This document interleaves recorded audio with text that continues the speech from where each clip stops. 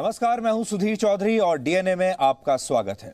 आज हम आपको एक ऐसे जासूसी कांड के बारे में बताएंगे जिससे हमारे देश का एक बहुत खास वर्ग आजकल बड़ा चिंतित है और वो इसे राइट टू प्राइवेसी से जोड़कर देख रहा है, लोकतंत्र से जोड़कर देख रहा है। उनको लगता है कि राइट टू प्राइवेसी अब हमारे देश में खतरे में आ गया है। आरोप यह है कि इजराइल के एक जासूसी सॉफ्टवेयर जिसका नाम है पेगासस, इस पेगासस की मदद से भारत के कई महत्वपूर्ण लोगों की जासूसी की गई है। इनमें विपक्ष के नेताओं और केंद्रीय मंत्रियों के अलावा भारत के 40 पत्रकारों के नाम भी शामिल हैं। और इस जासूसी कांड को लेकर सबसे ज्यादा शोर विपक्ष के नेता और यही पत्रकार मचा रहे हैं जिनका नाम इस लिस्ट में शामिल है। यहां आपके लिए समझने की बात यह है कि इस खबर के केंद्र में जो लिस्ट है उसमें 45 देशों के 50,000 फोन नंबर्स हैं और किसी को नहीं पता कि किसने किसकी जासूसी कराई। लेकिन भारत में विपक्ष के नेताओं और इन पत्रकारों ने अपने आप ही अंदाजा लगा लिया कि यह जासूसी नरेंद्र मोदी की सरकार ने करवाई है, जबकि पेगासस बनाने वाली कंपनी इजराइल की एनएसओ ग्रुप इससे इनकार कर रही है और उसका कहना है कि ये जो पूरी सूची है ये फेक है और ये फेक लिस्ट इंटरनेट पर बहुत पहले से ही उपलब्ध है। तो इसमें कोई इन्वेस्टिगेटिव जर्नलिज्म जैसी या कोई खुलासे जैसी बात ही नहीं है। जो बात सबसे ज्यादा हैरान करती है वो ये है कि इस लिस्ट में उन पत्रकारों के नाम शामिल हैं ज्यादातर जो अब बेरोजगार और निष्क्रिय हो चुके हैं और जिनका प्रभाव शून्य के बराबर है।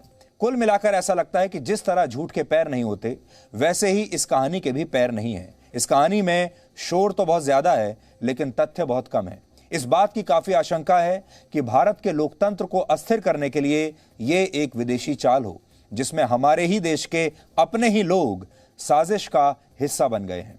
अगर आपकी राय भी हमारी राय से मेल खाती है तो आज आप हमारे हैशटैग पर ट्वीट कीजिए और आज का हैशटैग है से नो टू फॉरेन कॉन्स्पिरेसीज। इसके बाद हम आपके सामने एक सवाल उठाएंगे और वो ये कि कोविड के इस दौर में कावड़ियों की भीड़ से ज्यादा कोरोना फैलेगा या ईद मनाने वालों की भीड़ से, या फिर दोनों से? क्या कुंभ की भीड़ और ईद की भीड़ को अलग अलग चश्मे से देखना चाहिए? केरल की सरकार ने डॉक्टरों और वैज्ञानिकों की सलाह न मानते हुए 20 तारीख को ईद से पहले लॉकडाउन में भारी डिस्काउंट दे दिया है। आज हम ये मुद्दा इसलिए उठाएंगे, ये मुद्दा भी उठाएंगे जैसे ग्रीन दिवाली मनाई जाती है, होली को हर्बल कर दिया गया है, क्या वैसे ही ग्रीन ईद नहीं होनी चाहिए जिसमें कुर्बानी देने पर भी पाबंदी हो? और आखिर में हम आपको दक्षिण अफ्रीका के पूर्व राष्ट्रपति जेकब जुमा और भारत के गुप्ता बंधुओं पर एक और सनसनीखेज खुलासा दिखाएंगे। दक्षिण अफ्रीका में आजकल दंगे हो रहे हैं जिनका सीधा कनेक्शन भारत के गुप्ता बंधुओं से है और पूर्व राष्ट्रपति जुमा से है। इन दंगों के दौरान वहां रहने वाले भारतीयों को निशाना बनाया जा रहा है और अब वहां रहने वाले भारतीयों ने अपनी रक्षा के लिए बंदूकें उठा ली हैं। आज हम आपको कुछ दस्तावेज दिखाएंगे जिनसे यह पता चलेगा कि कैसे गुप्ता बंधुओं ने जेकब जुमा के बेटे को अपनी कंपनी में हिस्सेदार बनाया, यानी अपना बिजनेस पार्टनर बना लिया और जुमा परिवार के साथ मिलकर दक्षिण अफ्रीका में भ्रष्टाचार का नया रिकॉर्ड कायम कर दिया। आज आप समझ जाएंगे कि कैसे गुप्ता बंधुओं के सामने दक्षिण अफ्रीका की पूरी सरकार वैसे ही डांस करती थी जैसे इस तस्वीर में पूर्व राष्ट्रपति जेकब जुमा डांस करते हुए आपको दिखाई दे रहे हैं। ऐसे ही डांस करती थी साउथ अफ्रीका की पूरी सरकार। लेकिन सबसे पहले आज की तमाम बड़ी खबरें नॉनस्टॉप न्यूज में। पेगासस स्पाईवेयर के जरिए देश के 40 से ज्यादा पत्रकारों समेत कुछ चुनिंदा लोगों की फोन टैपिंग और जासूसी के दावे को केंद्र सरकार ने बेबुनियाद बताया है। फोन टैपिंग विवाद को लेकर संसद के दोनों सदनों में जोरदार हंगामा हुआ। संचार मंत्री अश्विनी वैष्णव ने लोकसभा में कहा कि मॉनसून सत्र से पहले जासूसी टूलकिट संयोग नहीं। The press reports have appeared a day before the monsoon session of the parliament. This cannot be a coincidence, honorable speaker, sir. आम आदमी पार्टी के सांसद संजय सिंह और सीपीआई के सांसद बिनॉय विश्वम ने पेगासस जासूसी मामले पर राज्यसभा में नियम 267 के तहत चर्चा कराने की मांग की है। पेगासस स्पाईवेयर बनाने वाली इजरायली कंपनी एनएसओ ग्रुप ने जासूसी के आरोपों पर फ्रांस के फॉरबिडन स्टोरीज की रिपोर्ट को गलत बताया है। जी न्यूज से एक्सक्लूसिव बातचीत में एनएसओ ग्रुप ने कहा है कि फॉरबिडन स्टोरीज द्वारा तैयार की गई रिपोर्ट गलत धारणाओं और अपुष्ट सिद्धांतों पर तैयार की गई है, जो कि सूत्रों की विश्वसनीयता पर गंभीर संदेह पैदा करती है। एनएसओ ग्रुप इस रिपोर्ट में मौजूद हर दावे का पूरी तरह से खंडन करता है, क्योंकि रिपोर्ट में मौजूद दावों का ना ही कोई तथ्यात्मक आधार है और ना ही कोई संबंधित दस्तावेज है। एनएसओ ग्रुप ने कहा है कि वो इस झूठी रिपोर्ट को जारी करने वालों के खिलाफ मानहानि का मुकदमा दर्ज करने पर विचार कर रहा है। फोन टैपिंग और जासूसी मामले पर सियासत तेज हो गई है। कांग्रेस ने मोदी सरकार पर राहुल गांधी समेत विपक्ष के नेताओं की जासूसी का आरोप लगाया है। कांग्रेस ने गृह मंत्री अमित शाह के इस्तीफे की मांग करते हुए कहा कि बीजेपी का नाम बदलकर भारतीय जासूस पार्टी रख देना चाहिए। भारतीय जनता पार्टी का नाम बदलकर अब भारतीय जासूस पार्टी रख देना चाहिए। देश के लोग अब कह रहे हैं, अब की बार देशद्रोही जासूस सरकार। राहुल गांधी ने भी ट्वीट कर कहा है कि उसके डर पर हंसी आती है, ये भारतीय जासूस पार्टी है। बीजेपी ने कांग्रेस के आरोपों को स्तरहीन बताया है। बीजेपी ने कहा कि कांग्रेस का इतिहास ही जासूसी करने का रहा है। बीजेपी ने पूछा कि राजनीति का सुपारी एजेंट कौन है। जब तक आप उस डाटा का कोई एविडेंस नहीं देंगे भारत से लिंक करते हुए, तो आप निष्कर्ष कैसे निकालेंगे? ये आरोप कैसे लगाएंगे आप? गृह मंत्री अमित शाह ने भी ट्वीट कर कहा है कि विघटनकारी और अवरोधक शक्तियां अपने षड्यंत्रों से भारत की विकास यात्रा को रोक नहीं पाएंगी। बिहार के मुख्यमंत्री नीतीश कुमार ने कहा कि नई टेक्नोलॉजी का दुरुपयोग हो रहा है। जो नई टेक्नोलॉजी सब आ करके इसका जो दुरुपयोग हो रहा है और किस तरह से इसका बुरा असर भी पड़ रहा है, कई जगह लोगों को परेशानी होती है। मॉनसून सत्र के पहले ही दिन प्रधानमंत्री मोदी की संसद को चलने देने की अपील विपक्ष ने ठुकरा दी और हंगामा किया कि वो तीखे से तीखे सवाल पूछें, धारदार सवाल पूछें, लेकिन शांत वातावरण में सरकार को जवाब का मौका भी दें।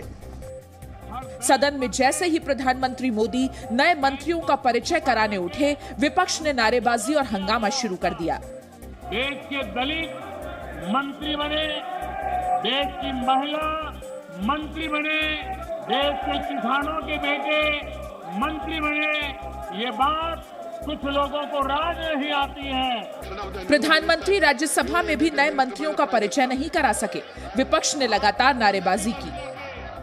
मैंने पहली बार अपने 24 वर्षों के संसदीय जीवन में यह देखा है कि इस परंपरा को इस बार संसद में तोड़ा गया है कि जो कुछ भी कांग्रेस ने किया है वह दुखद है, वह दुर्भाग्यपूर्ण है। सदन की कार्रवाई को लेकर स्पीकर ने सभी दलों के फ्लोर लीडर्स के साथ बैठक की, लेकिन मुद्दों पर सहमति नहीं बनी। चंडीगढ़ में पंजाब कांग्रेस दफ्तर के बाहर नए प्रदेश अध्यक्ष के तौर पर नवजोत सिंह सिद्धू के पोस्टर लगाए गए। वहीं सिद्धू ने आज पार्टी नेताओं संग बैठक की। ट्विटर पर जीतेंगे पंजाब मिशन की घोषणा भी की। सोनिया गांधी जी जो डिसीजन लेंगे उसको हम सभी मानेंगे। वहां पर सब मिलके काम करने के लिए तैयार है और वो काम करके जीत के आएंगे। पंजाब के मुख्यमंत्री कैप्टन अमरिंदर सिंह ने आज कई सांसदों और विधायकों के साथ बैठक की, लेकिन इस बैठक में शामिल होने के लिए सिद्धू को न्योता नहीं भेजा। वहीं लोकसभा में आज कैप्टन अमरिंदर सिंह की पत्नी परनीत कौर और कांग्रेस सांसद राहुल गांधी में करीब 20 मिनट तक बात हुई। शिरोमणि अकाली दल के सुखबीर सिंह बादल ने सिद्धू की सियासी काबिलियत पर सवाल उठाकर तंज किया। वो किसी जगह का कैप्टन बनने के लायक नहीं है। जहां जाता है वहां लड़ाई करता है। तो ये देखने कितने दिन यहाँ काटता है, क्योंकि किसी पार्टी का वफादार नहीं है। केरल में बकरीद के लिए लॉकडाउन में छूट देने के खिलाफ याचिका पर सुप्रीम कोर्ट कल सुनवाई करेगा। कोर्ट ने केरल सरकार से जवाब मांगा है। सुप्रीम कोर्ट में एक याचिका में इस पर आदेश की मांग की गई है। याचिका में कहा गया, केरल में मेडिकल इमरजेंसी है, रोज 10,000 केस आ रहे हैं। गंभीर स्थिति में लॉकडाउन में छूट देना जीवन से खिलवाड़ है। कोरोना के 36% से ज्यादा केसेस अकेले केरल से आना बड़ी चिंता है। लॉकडाउन में छूट पर इंडियन मेडिकल एसोसिएशन ने भी चिट्ठी लिखकर आपत्ति जताई। सुप्रीम कोर्ट में यूपी सरकार के कांवड़ यात्रा स्थगित करने का भी हवाला दिया गया। केरला ने जो किया है वो तुष्टीकरण की राजनीति है। वहाँ के मुख्यमंत्री जी को अभी भी विचार करना चाहिए और देश हित में उन्हें इसे अभी भी प्रतिबंधित करना चाहिए। त्योहार घरों में भी मनाया जा सकता है। हालांकि लॉकडाउन में छूट का कल ही तीसरा और आखिरी दिन है। ये आदेश 18 से 20 जुलाई के लिए था। वहीं बकरीद के लिए यूपी सरकार ने भी गाइडलाइंस जारी की हैं। मुख्यमंत्री योगी आदित्यनाथ ने प्रशासन को निर्देश दिए। बकरीद पर्व के लिए सभी आवश्यक प्रबंध सुनिश्चित हों। 50 से ज्यादा लोग एक समय एक स्थान पर जमा ना हो। कोरोना से निपटने की तैयारी और वैक्सीनेशन पर चर्चा के लिए प्रधानमंत्री मोदी ने कल सर्वदलीय बैठक बुलाई है। प्रधानमंत्री कल शाम 6 बजे संसद भवन में विपक्ष से चर्चा करेंगे। बैठक में सरकार तीसरी लहर से निपटने की तैयारी पर जानकारी देगी। स्वास्थ्य मंत्रालय वैक्सीन नीति पर विपक्ष को प्रेजेंटेशन देगा। इससे पहले प्रधानमंत्री आज संसद पहुंचे तो उन्होंने एक बार फिर पूरे देश से वैक्सीन जरूर लगवाने की अपील की। जब वैक्सीन बाहु पर लगती है तो आप बाहुबली बन जाते हैं और कोरोना के खिलाफ लड़ने के लिए बाहुबली बनने का एक ही उपाय है कि आपके बाहु पर वैक्सीन लगवा दीजिए। भारत में वैक्सीनेशन का आंकड़ा 40 करोड़ 64 लाख के पार हो गया है। बीते 24 घंटों में कोरोना के 38,000 नए मामले आए हैं। रिकवरी रेट बढ़कर 97.32% हो गया है। उत्तर प्रदेश में जबरन धर्मांतरण केस में बड़ा खुलासा हुआ है। महाराष्ट्र से गिरफ्तार प्रकाश कावरे ने चीन में धर्म परिवर्तन करने की बात कबूल की है। यूपी एटीएस ने महाराष्ट्र से 3 आरोपियों को गिरफ्तार किया था। सूत्रों के मुताबिक गिरफ्तार तीनों आरोपियों से पूछताछ में ये जानकारी मिली है कि प्रकाश कावरे देश विरोधी और आतंकवादी गतिविधियों में शामिल है। पूछताछ में यह भी पता चला कि इस केस में विपुल विजय वर्गीय नाम के जिस शख्स को यूपी के डासना मंदिर से पकड़ा गया था, वो भी इस्लामिक एजेंडे के तहत काम कर रहा था, लेकिन सरकारी दस्तावेजों में उसने अपना नाम नहीं बदला था। Presenting B News app, available on Google Play and App Store. Download it now.